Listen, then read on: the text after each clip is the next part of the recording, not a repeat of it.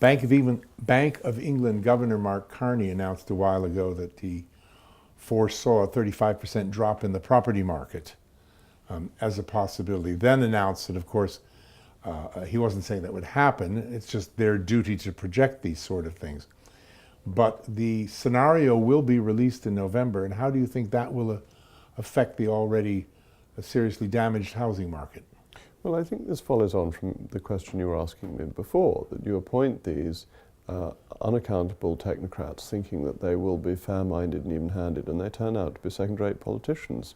And I'm afraid that's the situation with the Governor of the Bank of England, a failed Canadian politician who's come to try and run the UK economy. I think it's a mistake to have appointed him. You're right. We won't mince any words about that. No, we will not. No, I'm not a great one for mincing words. I think he has Absolutely. brought discredit upon the Bank of England, and that he has abused the independence of the Bank of England to become involved in the Brexit debate, and his statements are politically tainted. And where are we? That's a good example. Where are we on Brexit now? And where are you? And will you emerge, as a lot of people hope you will?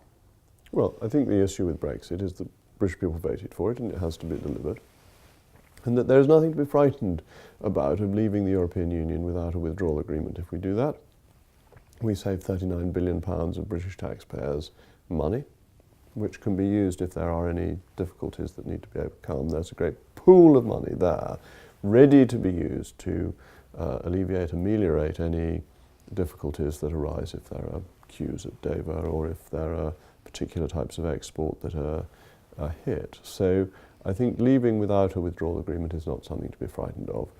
But we can do better than that, and we should aim for a Super Canada style deal, having free trade with the EU, which the EU has offered us, and taking back a place as an independent nation, our representation on international bodies, and all that goes with this great opportunity as Brexit, but showing that we're open to the world, not that we're part of a closed fortress Europe.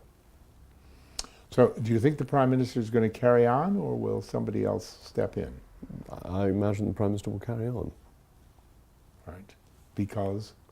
Well, she's the Prime Minister. There's no pressure to remove her. Why should she go? She has the support of the House of Commons. She commands the majority in the House of Commons, and she has the support of the Conservative Party. But your European Research Group and the anti-checkers policy and the rest, what happens there? You've sort of given an ultimatum.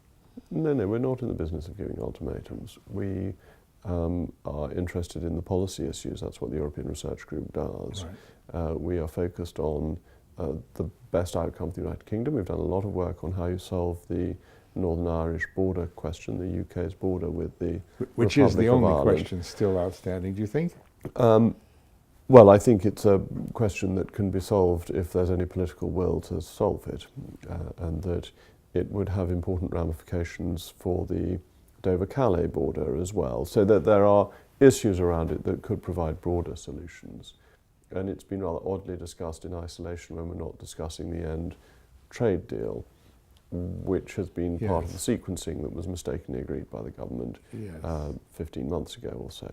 So that is the one question that is said to be outstanding. Whether it's as outstanding as it's said to be, or whether it's being used for negotiating political purposes, is a moot point.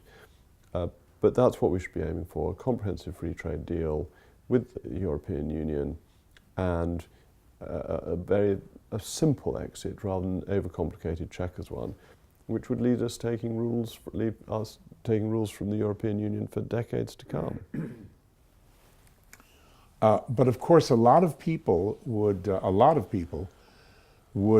like to see you guide us through the Brexit that's going to happen, rather than some half-hearted, a bit of this and a bit of that kind of solution that we seem to be heading for. You're very flattering. I don't think many people want to see that. Well, and I'm, as I say, I'm focusing on the Brexit policy, not on individuals. Absolutely. But if you were asked, I'm not going to be asked. Okay.